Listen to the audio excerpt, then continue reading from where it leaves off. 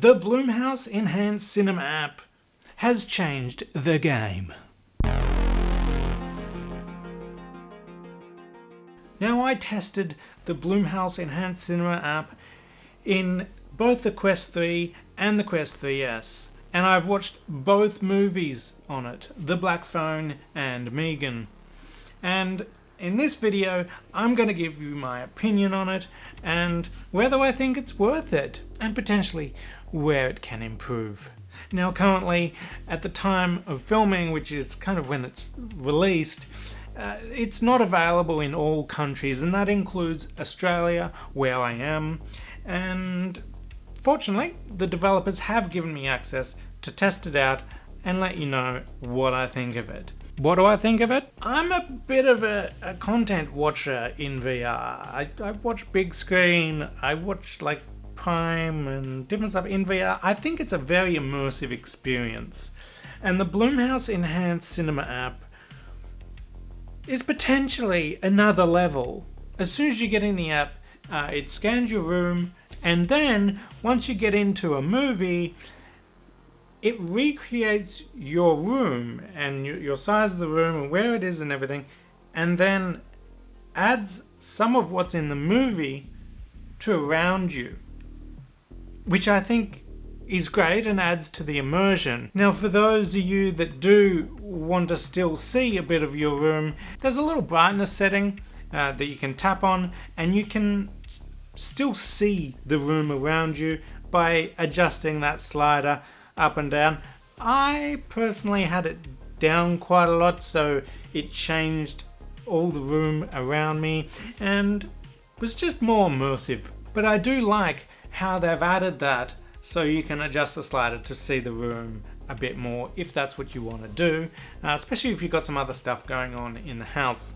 For example, when there was an explosion, the explosion not only happened on the screen, it kind of went around the room and outside of the screen.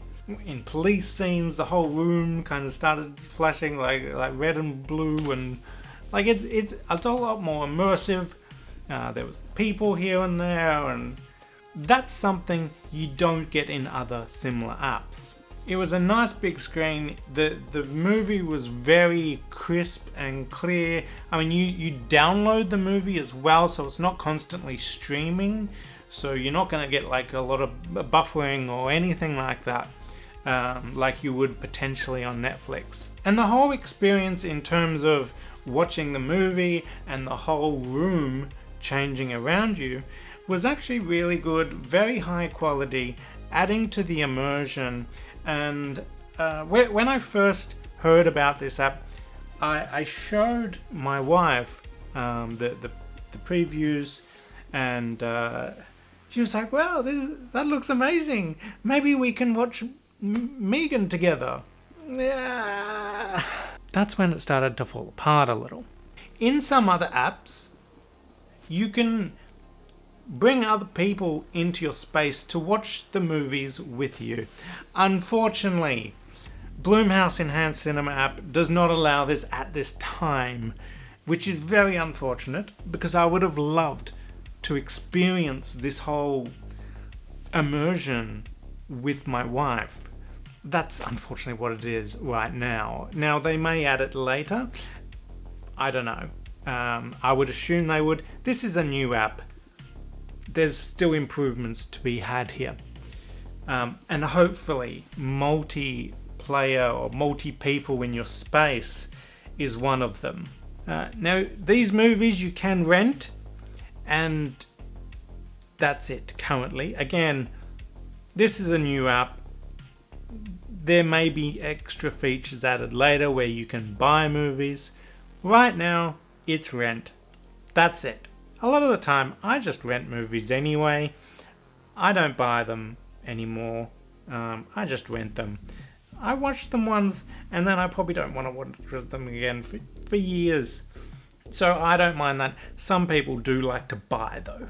Now, another little bug that I found, at least like at its release, it may even be fixed by the time you're watching this, but when I jumped in the Quest to watch Megan, my battery was at 94%, and when I was in the game, like you press on the screen and then it shows your battery percentage down there, and it showed 94%. And I'm there watching the movie, and I get a bit into the movie, I'm like, I should check my battery percentage.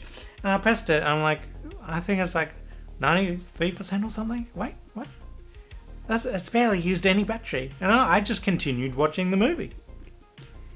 And then I get about an hour into the movie, and then I hear bong bong, low battery. And then I check the battery, and it's still at like 93%. I'm like, what are you talking about? I jumped out of the Blumhouse Cinema app, and it was 14%. So I quickly strapped on an additional battery pack and plugged it in to watch the rest of the movie. But currently, there is a little bug that, I don't know, its battery percentage kind of shows you what you're at the start of the movie, and then doesn't really update throughout the movie. I tested this again in my Quest 3S, and it was the same thing. I jumped in at about, I think 97, 98%, and by the end of the movie it was still 97, 98%, whatever it was. It was still up there, and I had to charge.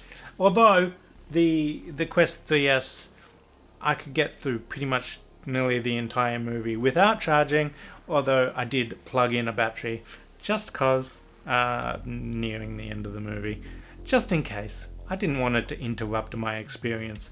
But look, the experience on the Quest 3 and the Quest 3S was really good.